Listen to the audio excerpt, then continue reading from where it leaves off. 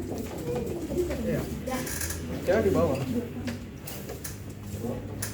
Assalamualaikum warahmatullahi wabarakatuh. Warahmatullahi wabarakatuh. Selamat siang anak-anak. Gimana nih kabarnya hari ini? Baik.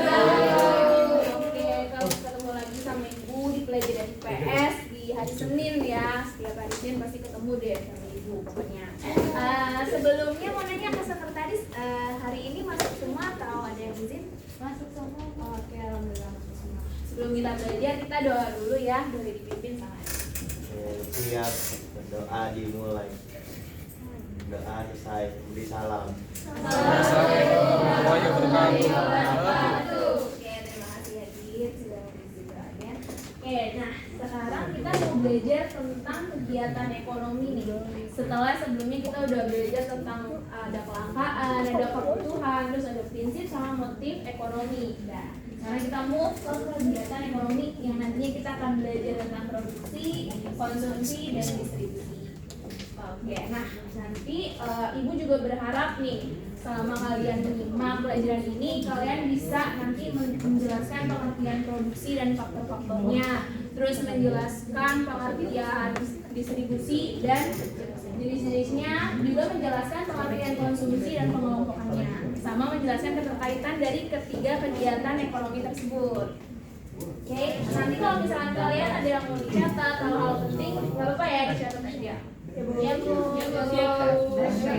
Lanjut nih, kalau kita mau belajar kan kegiatan ekonomi. Kalau misalkan kalian dengar kegiatan ekonomi, apa sih yang terlintas di pikiran kalian?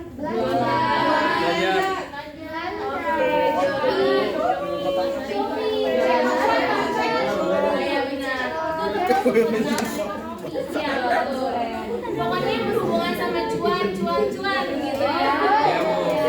Nah, di sini ada nih segala kegiatan manusia yang dilakukan untuk memenuhi berbagai kebutuhan hidupnya itu disebut dengan tindakan ekonomis. Nah, tindakan ekonomis ini terjadi di dalam kegiatan ekonomi. Jadi secara nggak langsung kegiatan ekonomi itu serupa dengan tindakan ekonomis, yaitu segala kegiatan manusia atau aktivitas manusia yang dilakukan untuk memenuhi kebutuhan hidupnya. Nah, dari kegiatan ekonomi ini terbagi menjadi tiga.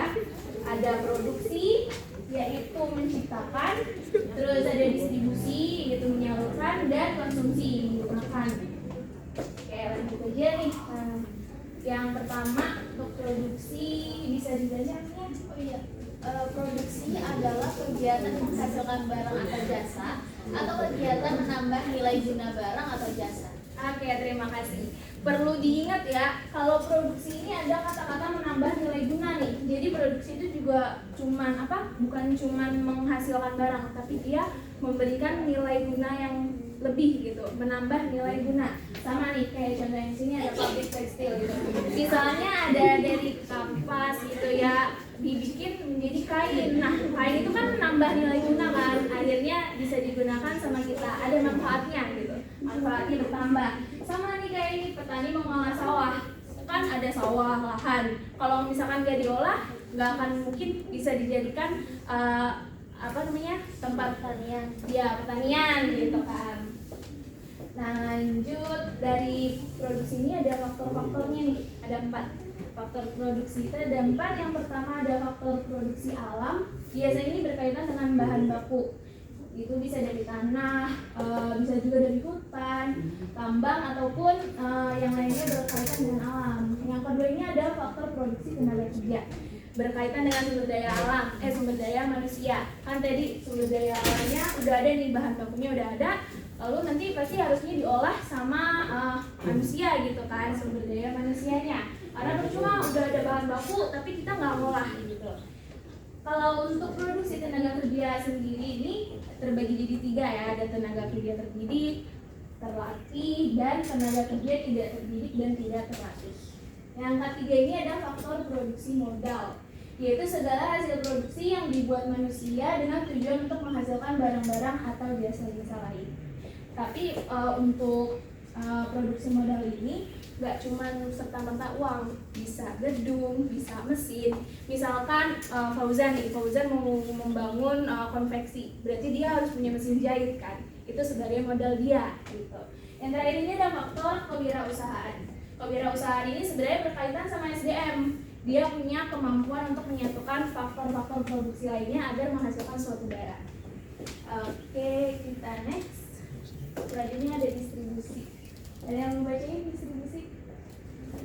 Terus Kegiatan distribusi adalah kegiatan untuk menyalurkan barang atau jasa dari produsen ke konsumen. Oke, terima kasih. Jadi kegiatan utama dari distribusi ini adalah menyalurkan barang dari produsen ke konsumen. Seperti yang bisa dilihat nih, ada truk mengangkut semen sebagai kegiatan distribusi. Jadi tadi dari bahan baku diolah, diproduksi menjadi semen, habis itu semennya ini disalurkan. Sama nih kayak ini yang sering beli Shopee, check out Shopee. Nah ini ada Shopee Express gitu, mobil mengangkut paket sebagai kegiatan distribusi. Nah untuk distribusi ini ada 3 jenis, distribusi langsung, tidak langsung, dan semi langsung. Kalau langsung itu ibaratnya dari produsen langsung ke konsumen gitu, tanpa perantara. Kalau tidak langsung itu berarti ada misal agen atau grosir pedagang kecil gitu. Kayak misalnya mungkin yang di Tanah Abang tuh kan mereka suka jualan, ambil barang baru dijual lagi. Nah terus kalau distribusi semi langsung gimana? Dia tetap pakai perantara tapi merupakan bagian dari produsen. Ibaratnya tuh kayak di dalam mall ada toko atau gerai misalkan make up Wardah. Nah itu kan jualnya Wardah aja. Jadi dia tetap bagian dari produsennya itu walaupun ada istilahnya perantara di situ. Selanjutnya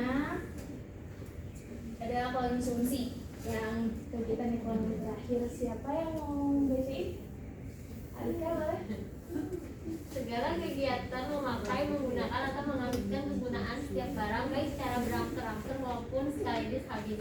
Oke, terima kasih Alika. Perlu diingat ya kata-kata dari berangsur-angsur maupun sekaligus habis. Karena kalau misalkan kita ingat kata-kata konsumsi pasti ingatnya oh makan, minum, pokoknya yang sekaligus habis. Tapi kalau yang berangsur-angsur tuh kayak gimana sih? Nah ini bisa, contohnya ada seseorang yang membeli kain. Kan kain kita beli, kita pakai berulang-ulang, nanti lama-lama dia mungkin warnanya memudar, terus kainnya udah nggak bagus lagi. Nah itu berarti kan kita menggunakannya secara berangsur-angsur ya. Oke, nah dari konsumsi ini ada pengelompokannya. Pengelompokannya itu ada 3, rumah tangga keluarga.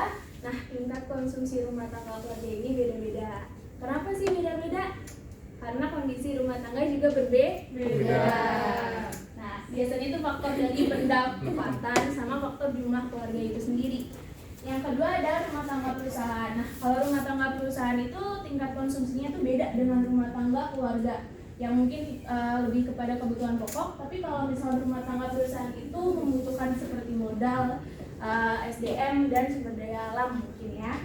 Nah, terus yang lain dari negara. Nah untuk kegiatan ekonomi dari negara ini bertujuan untuk memenuhi kebutuhan masyarakat.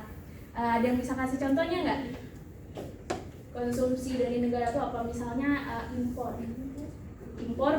beras. Misalnya kita butuh beras nih, kita udah nggak punya beras, oh yaudah impor. Terus yang impor minyak goreng, ya itu kan negara kan mau memenuhi kebutuhan kita, jadinya dia impor. Itu tingkat konsumsi dari negara. Selanjutnya ada freestyle. Tadi kan udah pada dengerin, terus udah pada nyatet sih ya pastinya harusnya. Saya muka-mukanya mau muka ambis nih. Ya. Oke, ini dikerjainnya 1-4 aja. Ibu yang pilih aja anaknya deh, ibu tunjuk. Nanti yang nomor 5 ini akan dijadikan tugas kelompok. Nomor 1 mungkin terus dong. Bisa dijawab? Produksi adalah kegiatan menghasilkan barang atau jasa atau kegiatan menambah nilai guna barang atau jasa. Oke, siap. Sepakat sama jawaban Husnul? Sepakat. Terima kasih Husnul. Yang nomor 2, sebutkan dan jelaskan faktor-faktor produksi. Siapa ya? Silvi? Iya. Faktor-faktor produksi itu yang pertama ada faktor produksi alam, faktor produksi yang disediakan oleh alam, Yang kedua ada faktor produksi tenaga kerja, yaitu sumber daya manusia yang dapat digunakan kemampuannya. Yang ketiga faktor produksi modal, yaitu segala hasil produksi yang dibuat manusia. Yang keempat ada faktor kewirausahaan, yaitu kemampuan seseorang untuk menyatukan faktor produksi agar dapat menghasilkan barang tertentu. Oke, sepakat sama jawaban Yofi? Sepakat. Bagus jawaban Yofi, betul. Nah, nomor 3, jelaskan pengertian distribusi dan sebutkan jenisnya. Jenisnya disebutkan ya. Ini yang mungkin bisa menjawab. Baik, nomor 3, kegiatan distribusi itu adalah kegiatan untuk menyalurkan barang atau jasa dari produsen kepada konsumen.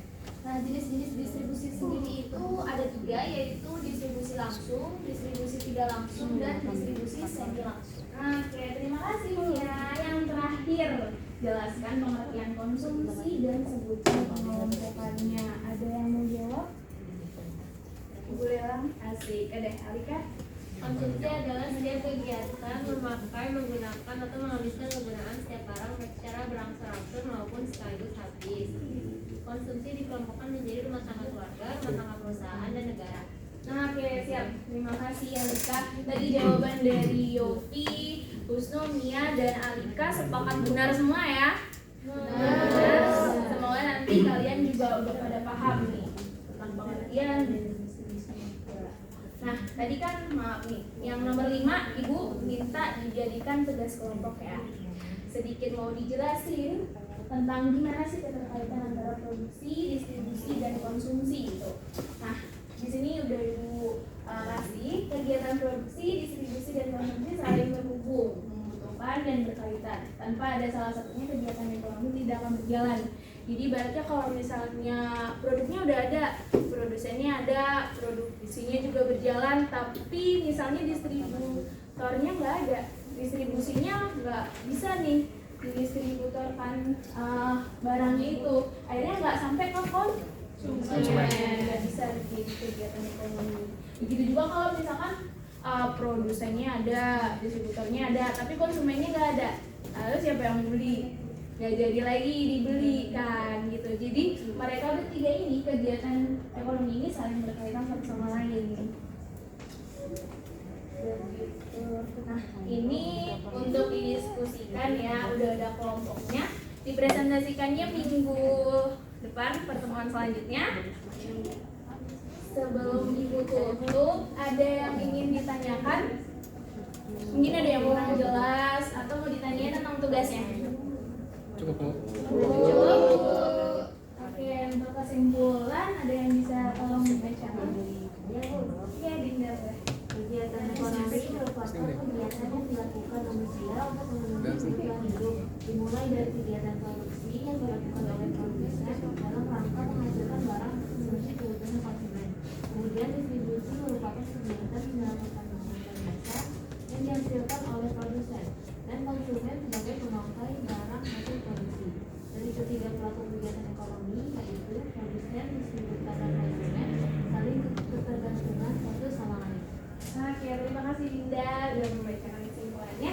Jadi kesimpulan pembelajaran kita hari ini itu ya, tadi ada 3 kegiatan ekonomi. Yang pertama ada produksi, menciptakan. Terus yang kedua distribusi, menyalurkan. Ketiga konsumsi, menggunakan. Ya sampai habis ini ya, sampai habis. Ya mungkin buat pelajaran hari ini segitu aja ya. Untuk pelajaran atau minggu depan kita presentasi dulu, habis itu mulai masuk materi permintaan, penawaran, harga, dan pasar. Oke. Untuk tugasnya jangan lupa ya dikerjain. Iya Bu. Baik, Bu. Sekian dari Ibu, boleh ditutup dengan doa.